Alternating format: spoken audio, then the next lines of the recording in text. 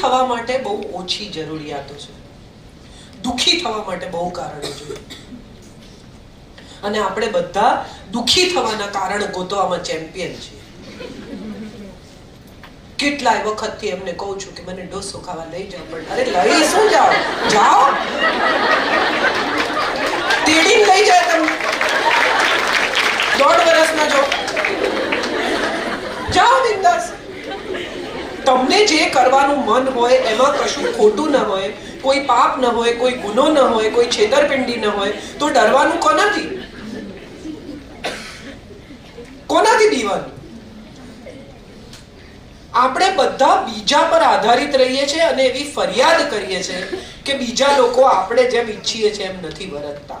પણ એ તો નહીં જ વર્તે, એ સત્યનો પહેલો સ્વીકાર કરો. એને સમય મળે ત્યારે તમને લઈ જાય. એ સ્થિતિમાં મુકાવા કરતા તમે નક્કી કરો કે મારે જવું છે ને હું જઈશ. એમ એકલા કેમ જવાય? બધા શું કહેવાય? બધા તો તમે નહીં જાઓ તોય કહેશે કે આ લોકો કહે જતા નથી, એ તો તોય કહેશે. તમે જશો તો એ કહેશે, તમે નહીં જાઓ તો એ કહેશે. ઉલટા ના જો મારા જેવા 2-4 નીકળશે કે જે એમ નક્કી કરે મારી બેટી મજા કરે, શીખવું જોઈએ આ તો એની પાસે. 2 સ્ત્રીઓ બીજી શીખશે મારી પાસે કે આ રી ઉભી રહીને પાણીપુરી ખાય, જલસા કરે. આપણે શીખો. કોની રાહ જોવાની? મારી 50મી વર્ષગાંઠ પર મેં મારી જાતે નક્કી કરેલું મને કોઈ કશું આપે કે નહીં, મારે મારા માટે ગિફ્ટ લેવી છે. મેં નવી ગાડી લીધી મારા માટે. On my 50th birthday I gifted myself a car. કેમ ના અપાય? હું વેલેન્ટાઇન ડે ના દિવસે મારી જાતને ફૂલ આપું છું. સરસ ફૂલ મારા માટે ખરીદું, મને ગમે, મારી ઓફિસમાં લગાવું જ્યાં હું બેસું છું. તો મેં આ વાત નિમિતભાઈને કરી, નિમિત ઓઝાને. તો એણે આ વખતે વેલેન્ટાઇન ડે લખ્યું હતું કે તને કોઈ ફૂલ નહીં આપે, તને કોઈ આમ નહીં કરે, તું અરીસામાં જો ને કે આઈ લવ યુ. આ સાંભળીને જ એણે લખ્યું. મજાની વાત એ છે કે તમે અરીસામાં જોઈને જાતને કોને કે યાર આઈ લવ યુ. તમે ખુશ છો તો તમે બીજાને ખુશ રાખશો. તમે સડેલા મોઢા સાથે, દુખી ડાચા સાથે હવારથી દુખી બેઠા હો તો ગામ આખાને દુખી જ કરવાના. મજા કરો, સુખી થાઓ, સ્ત્રી હોવાનું ગૌરવ કરો. અમને તો કોઈ ન લઈ, અરે ન હું લઈ જાય, તમે લઈ જાઓ 4 જણ. કહો તમારી બેનપણીઓને કે બપોરે કઈ કામ નથી, 12 થી 4 હું પિક્ચર જોવા જવાની છું, 12:30 થી 3:30 આ ઉત્તર. 2 સ્ત્રીઓ તમારી જોડે નીકળતી થશે. અમારે તો બોમ્બ જતું રહ્યું, એમને ટાઈમ જ ન મળે. એમને ન મળે એટલે તમે ન જોયું? આ ક્યાંનો ન્યાય? અને પછી આખી જિંદગી જેટલી વાર બધા ભેગા થાય, કોઈ પૂછે મોમ જોયું, આ લઈ જ ન ગયા. એને આખી જિંદગી સાંભળવાનું. શ્રીદેવી ગુજરી જાય પણ વાત ન જાય. આ આપણે બધા છીએ ફરિયાદોના બાદશાહ. થેન્ક યુ નથી કહેતા. ઈશ્વરે કેટલું આપ્યું છે. હસી શકીએ છીએ, રડી શકીએ છીએ, પ્રેમ કરી શકીએ છીએ, ખુશ રહી શકીએ છીએ, 2 પગ પર ઊભા રહીએ છીએ, આંખોથી જોઈ શકીએ છીએ, રાત્રે સૂઈ જઈએ તો સવારે આપોઆપ ઉઠી જઈએ છીએ, ભૂખ લાગે છે. કેટલી મજા છે. એ મજામાં નથી જવું, શું નથી ને એનો હિસાબ કરવો છે. કબાટ ખોલીને ઊભી રહે ને, આમ લગન હોય ઘરમાં, મારી પાસે કપડા જ નથી. બેન તો આ ભર્યું છે શું છે? બધા બ્લાઉઝ ટાઈટ પડી ગયા. પણ ટાઈટ પડી ગયા તો કાઢ ને નવા કરાવો. હવે આજે લગનમાં જવાનું છે ત્યારે તને યાદ આવ્યું કે બ્લાઉઝ ટાઈટ પડી ગયા? કંકોત્રી તો 15 દાડા પહેલા આવી. ટ્રાયલ લીધી, જોયું થાય છે નથી થતા, દોરા ખોલવાના. પછી કે મને તો ટાઈમ જ ન મળ્યો. આ તો ક્યાંથી મળે? એકતા કપૂર જોયું, દોરા ના ખોલ્યા. આ આપણે છીએ બધા. સવાલ એ છે કે ટાઈમ મેનેજમેન્ટ છે ને, એ પણ સશક્તિકરણ છે. શીખવું સમયસર. તમે જેમાં સમય બગાડો છો એમાં નહીં બગાડીને જે ખરેખર કરવાનું છે તે કરો, એ પણ સશક્તિકરણ છે. કેટલી સ્ત્રીઓ મને તો ચાલવા જવાનો ટાઈમ જ નથી મળતો. ઘણાએ બેઠા હો જો આખી સાંજ પડોશમાં દાણા ફોલતા. ચાલવા જાઓ. ખરેખર ફોલેલી તુવેર અને દાણાની વચ્ચે 5 રૂપિયાનો ફેર છે. વિચારી જોજો મારી વાત પર. પણ તુવેર ફોલવી, 5 રૂપિયા બચાવવા અને ચાલવા ન જવું. કેમ? તો કે બાજુવાળા જોડે વટાય બેસીને ગોસિપ કરાય. જાઓ ચાલવા, ઓછી વાત કરો, ઓછું બોલો, સ્વયં સાથે વાત કરો. એવું નક્કી કરો કે અઠવાડિયે એક પુસ્તક પૂરું કરવું છે. હમણાં વેલેન્ટાઇન ડે પર મારો એક દોસ્ત છે, બહુ જીગરી ભાઈબંધ, મારો ભાઈબંધ જ છે. એણે મને પૂછ્યું કે મારે તને વેલેન્ટાઇન ડે પર કંઈક આપવું છે. એટલે મેં કીધું પેલો સારેગામાનો રેડિયો આવે છે ને આપ. કે તારે ખરેખર જોઈએ છે? મેં કીધું મારે ખરેખર જોઈએ છે. એ પછી એ 2 વાર મારે ઘેર આવ્યો. એને જોયું કે રસોડામાં મૂક્યો છે મેં રેડિયો. તો મને કે અહીંયા રાખ્યો છે, સાંભળતી નથી. મેં કીધું સાંભળવો છે એટલે જ અહીંયા રાખ્યો છે. સવાર આખી હું મારું કામ કરતી હોઉં ત્યારે મને ગમતા ગીતો વાગતા હોય, એનાથી વધારે મારે શું જોઈએ? ક્યાં સાંભળો છો એ અગત્યનું નથી, શું સાંભળો છો એ અગત્યનું છે ને ક્યારે સાંભળો છો એ. મને તો મ્યુઝિક સાંભળવાનો ટાઈમ જ નથી. અરે ટાઈમ શું નથી, કાનથી સાંભળવાનું છે, હાથથી સાંભળવાનું. હું હવે લખતી નથી, બોલીને લખાવું છું. મારે ત્યાં 2 ટાઈપિસ્ટ છે જે સવારે આવે ને સાંજે આવે અને ટાઈપ કરે. એક રીટાબેન છે અને એક અમિત છે, 2 જણા આવે. હું વટાણા ફોલવાનું, મેથી સમારવાનું, ભીંડા લૂછવાનું કામ મારી ઓફિસમાં કરું છું, કારણ કે મારા હાથ ફ્રી હોય છે. આ કામ હું કરી જ શકું છું, મને કોઈ તકલીફ. રોજ હું શાક સમારીને મારા મહારાજને આપું છું, કારણ કે જો મેથીના થેપલા કરવાનું કહું તો એ આમ મેથી કાપે, અંદર ઘાસે જાય ને બાસે જાય, કશું જુએ નહીં. કેમ? કારણ કે એને તો ઉતાવળ છે. પણ હું જો 3 વાગ્યાની સમારવા માંડું તો 5 વાગે આવે ત્યારે આટલી મેથી હું સમારી કાઢું. મને આવડે છે, હું કરી શકું છું.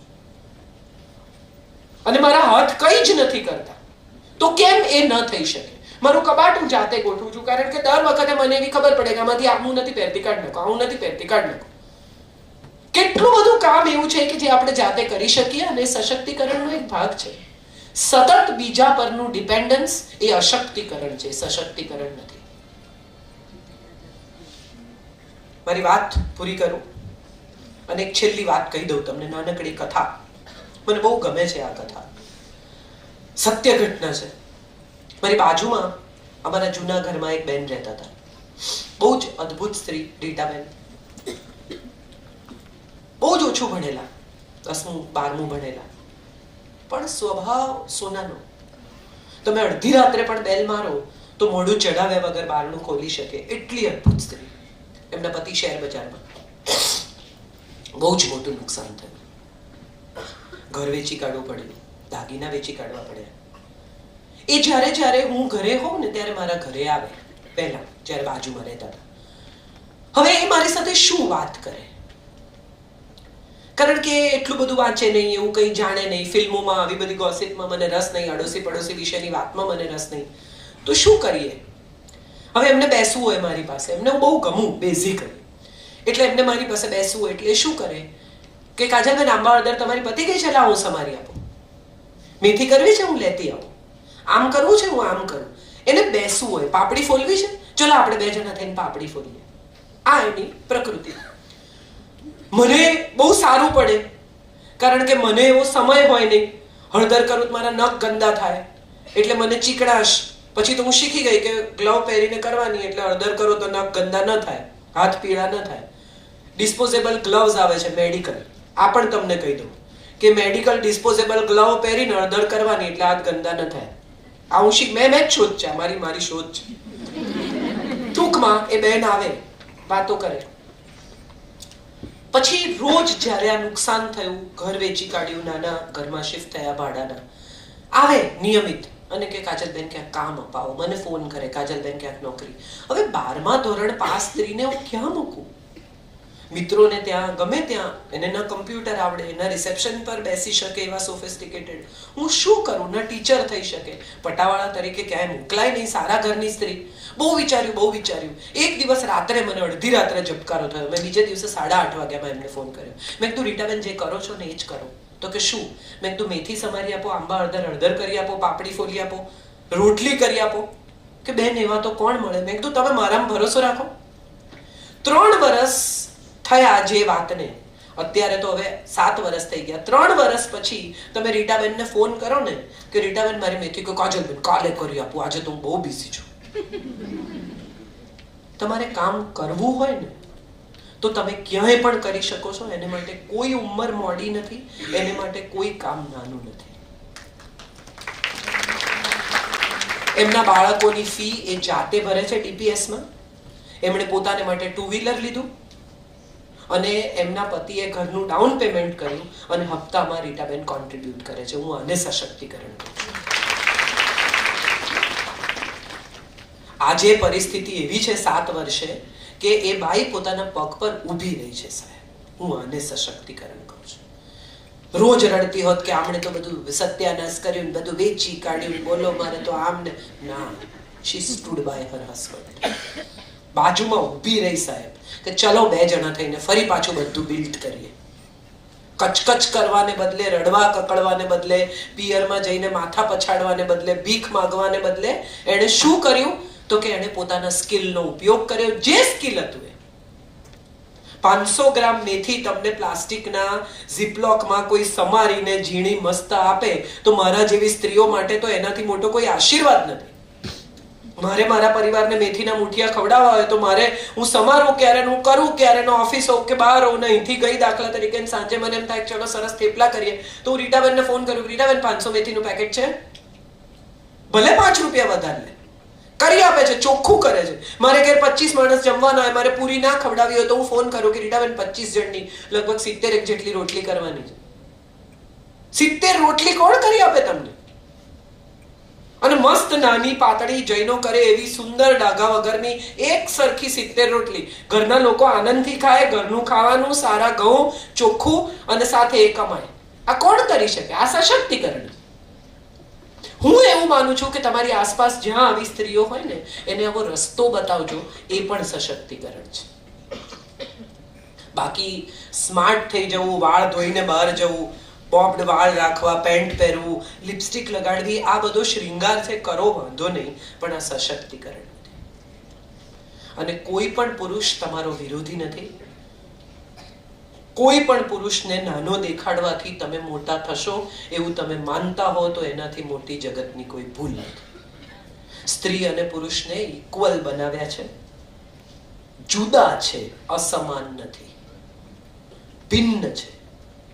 એક એપલ છે, એક નારંગી છે, એની કોઈ સરખામણી જ નથી. એપલ નારંગી જેવું નહીં થાય, નારંગી એપલ જેવી નહીં થાય. કોઈએ કોઈને નાના દેખાડવાથી કોઈ મોટું થશે. અત્યાચારનો વિરોધ કરો. અરે કયો આ તમારામાંથી કોના પર અત્યાચાર થાય છે? આપણે બધા પુરુષોના અત્યાચાર સામે વિરોધ. જો ખરેખર અત્યાચાર સામે વિરોધ કરવો હોય તો ઈશિતા પર જે અત્યાચાર થયો ને એમાંથી કોઈ કે બાજુવાળાએ કમ્પ્લેન કરવી જોઈતી હતી કે અમારા ઘરની બાજુમાં દીકરી નાનકડીને ચીસો સંભળાય છે. બાકી આપણા પર કોઈ અત્યાચાર થતો નથી. આપણે સારી સ્કૂલોમાં ભણીએ છીએ, આપણી પાસે જરૂરથી વધારે કપડાં છે, આપણી પાસે જરૂરથી વધારે સગવડો છે, આપણે બધું જ સુખમાં જીવીએ છીએ. કોઈ પુરુષો વિરોધી કરવાથી સશક્તિકરણ થતું નથી. પુરુષ એ આપણા જીવનનો ભાગ છે. તમે વિચારી જુઓ કે પુરુષ નહીં હોય તો આ દુનિયા કેવી થઈ જશે? કોણ કહેશે કે તું બહુ રૂપાળી છે? કોણ તમારી પાછળ આંટા મારશે? કોણ તમને જોશે ને તમે આમ ત્રાસી આંખે જોશો જુએ છે કે નહીં? નહીં થાય આ બધું. સૌ સૌની જગ્યાએ ઉત્તમ છે, સૌ સૌની જગ્યાએ એકબીજાને ચાહે છે, સૌ સૌની જગ્યાએ શ્રેષ્ઠ છે. ચણો આખો હોય ને સાહેબ ત્યાં સુધી જ આખો છે. છૂટા પાડો ને એટલે દાળિયા થઈ જાય. આ 2 ફાડિયા ભેગા થાય ને એને જ ચણો કહેવાય. અને 2 ફાડિયા કદી સરખા ના હોય. મગફળી છૂટી પાડી જોજો, એક સરખી 2 ફાડિયા કદી મળે જ નહીં. બધા જ જુદા છે. ઈશ્વરે દરેકને જુદી ફિંગરપ્રિન્ટ આપીને એવું પ્રસ્થાપિત કર્યું છે કે દરેક માણસ બીજાથી જુદો છે. કોઈના જેવા થવાથી તમે સશક્ત નહીં થાઓ. તમે તમારા જેવા થશો તો સશક્ત થશો. ટોળામાં નહીં ભળતા. સ્ટેન્ડ અલોન, સ્વતંત્ર થાઓ, સમજણ કેળવો, શ્રદ્ધા રાખો, સ્પષ્ટ થાઓ, હિંમત રાખો અને બીજાને આપો. આ જ જિંદગી છે. બાકી વુમન્સ ડે તો આવે ને જાય, આપણે આખું વર્ષ આમ જ જીવવાનું છે. એકબીજાનો સાથ આપવાનો છે, એકબીજાને સહકાર આપવાનો છે, એકબીજાની સામે નથી પડવાનું કે આમને મિતુલભાઈ જોડે બહુ બને છે, આપણે મારો પીન ત્યાં ના. એ એનું કામ કરે છે, તમે તમારું કામ કરો છો. મસ્કા નહીં બોલે, છેલ્લે કામ જ બોલશે. Thank you so much. બહુ જ આભારી છું. રવિવારની સવારે બધા વહેલા ઉઠીને નાહી ધોઈને ચોખ્ખા થઈને આવ્યા. ધોળકિયા સ્કૂલ સાથેનો મારો સંબંધ બહુ જ જૂનો, બહુ જ ગાઢ અને બહુ જ સ્નેહ ભર્યો છે. બીજી પેઢી સંભાળતી થશે ને ત્યાં સુધી હું અહીંયા આવીશ ને બોલીશ એવું મેં મિતુલબેન કીધું છે.